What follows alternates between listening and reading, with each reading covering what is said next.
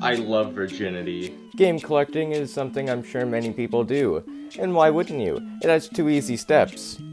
You find the game, you pay for the game, and if you're like me, you don't play any of the ones you buy. So instead of, talking about expensive games or looking for expensive games, I thought for today we could... What's that? Wow, is that outside? I don't think I've ever seen that before.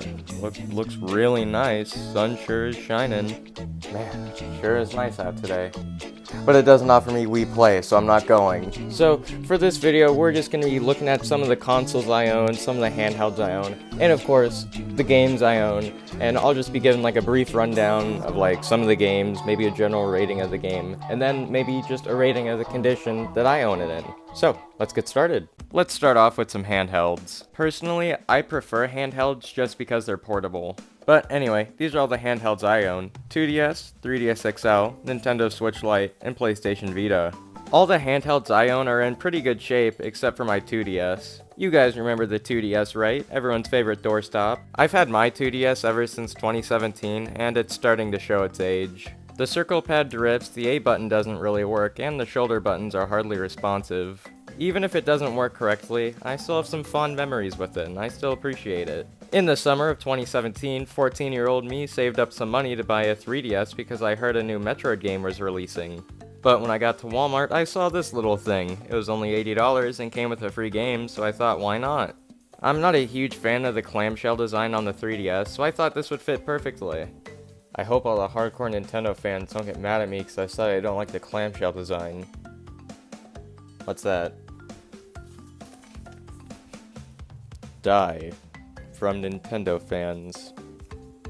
I hope this isn't racially motivated. Since my 2DS wasn't in great condition, I decided to upgrade to a 3DS XL about a week ago.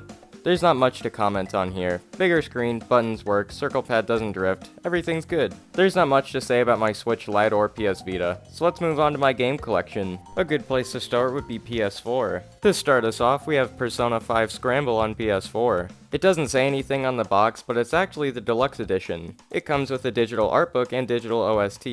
I'd prefer a physical OST and art book, but this is really nice too. Everything's in good condition, the box isn't dirty, there's no scratches, and the manual is there. Condition-wise, in my opinion, I'd give it a 9 out of 10. Granted, this game came out a year ago, so it's really impossible for it to be in bad condition, but still, let me have this. Let's move on to the next game. This is Nier Automata Game of the Yorha Edition. Kind of a dumb name, but that's besides the point. This version of the game comes with some pretty good stuff. Instead of getting a digital OST and art book, you get some profile pictures and a theme for the PS4. I prefer when deluxe editions of games come with profile pictures and themes on the PS4. The OST and art book are nice, but the OST I could find on YouTube for free, and the art book is something I could probably find on a website. But the themes aren't always that great. Sometimes they choose really bad music and a bad picture. This is the theme you get for the deluxe edition of Horizon Zero Dawn. Why would you pay for this? This game case even comes with a swappable cover. I think it would make more sense if the swappable cover was 2B with her band off, but whatever, I'm not going to question it. Condition-wise, I'd give it a 9 out of 10. Only reason it's in good condition is because I hardly pulled off my shelf, so it doesn't even have the chance to get scratched or damaged. Speaking of being scratched or damaged, how about we take a look at one of the shittiest boxes I have? I don't fully understand how a game case can get to be this bad. I bought this used at GameStop, and if you're the guy who traded this in, I have one question for you. Did you use this case to clean your toilet and then dry the case off with sandpaper? Why is it in this bad of condition? I also own this Crash Bandicoot box that looks like someone gave this to their dog as a chew toy. Why would you do this? I've owned this box of the Lego Movie video game ever since I was a kid, and it's in perfect condition. It's not that hard. Anyway, with that rant out of the way, the last game we have is Yakuza Like a Dragon. This is the Steel Case edition. It came with a sleeve to go with it, but they didn't sell it to me, so I think I'm just gonna boycott them instead. It's probably good I boycott GameStop anyway. Their trade-in sucked. What's this? Oh, you gotta be kidding me. Is there anything good inside at least? I hate it here. It's in good condition except for the sleeve and manual missing. I'm not entirely sure if there was a manual, but I'm gonna assume since it has the manual flaps there on the left. It also has this artwork on the left that's really nice. Some classic Yakuza eye candy. Luckily, it's hard to damage this case because it's, you know, made of steel. Overall, it's really nice. You don't have to go out of your way to get it either. It's only like 15 bucks online. There are a few expensive games I own, like Miles Edgeworth Investigations on DS. I paid $40 for a new condition for this game only a few years ago, but for some reason the price has really skyrocketed. It could be the fact that it's a spin-off or something, I'm really not sure. Anyway, everything's here. Game, case, manual, so if I ever wanted to sell this, which I won't, I would get a pretty penny out of it. Moving on, I also have The Simpsons Hit and Run on GameCube. I swear, every time I tried to buy this game, it'd be like $80 or $90, so it really wasn't worth it. But one day when I went to a game store, I found it for only $60, so I decided to buy it. It's weird, because I heard a lot of people say this game was really good, so I would imagine a lot of people bought a copy, so I don't think there'd be super limited supply, but I don't know. Sadly, mine didn't come with the manual or the free card supposedly that comes with it, but that's okay, because the most important part to me is just the game and the case. There are a few GameCube and PS2 games that I own with full case and manual, so let's take a look at those. To start us off, we have Harvest Moon Magical Melody. This was the first full GameCube game I ever owned, and it's one of my favorite GameCube games, so it really means a lot to me.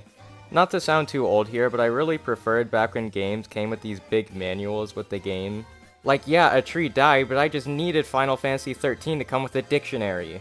You can tell when a company put a lot of work into the manuals. Having all these slips of paper just makes everything more meaningful. But no one cares about Harvest Moon, so we can move on to the radical Sonic Blue Blur Hedgehog Man. This is the first Sonic game I've ever bought. I know there are better games to pick from, but I wanted to fill out my GameCube collection a little bit and felt like having Sonic in there. The box art's really cool, but I felt like they could have tried a bit harder with the manual. Maybe if they looked a little bit more like the Sega Genesis manuals, that would be cool. I'd also like if they had color, that would be nice too. Everything's still really well put together. This is before Sonic Forces, so I think they still cared about him. And last but not least, we have the complete version of Persona 4 on the PS2. Atlus really put some effort into this. This version comes with the full game and part of the OST. I know this is random, but I like that they tell you that you can control your party in this game. I'm sure you all totally enjoyed the AI of Persona 3 FES. Definitely a lot of care and love put into this, you can really tell. It is weird that they put this game on PS2 when the PS3 was about to release, but I'm not gonna worry about it. Speaking of weird, let's take a look at some of the strange games I've collected. If you take a look, this is what I call an abomination. I don't know why they would release this, like, they know it's not gonna be anything like the console version. Honestly, you'd have to be a real idiot to choose Spider-Man 2 on the DS instead of the console versions. I'll take this one. Quick shout out to the Burger King games on the original Xbox. I have no clue if these Burger King cards still work, and I'm not going to try it. Well, that was fun. Talking about a game's value, or what kind of condition it's in, it was a really fun time.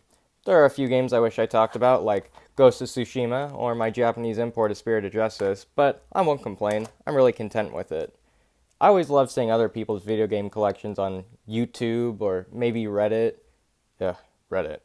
But I always enjoy seeing them. So, I thought I'd just show off mine for a little bit, and I'm rather pleased with it. But I hope you all have a wonderful day, and I will see you all later.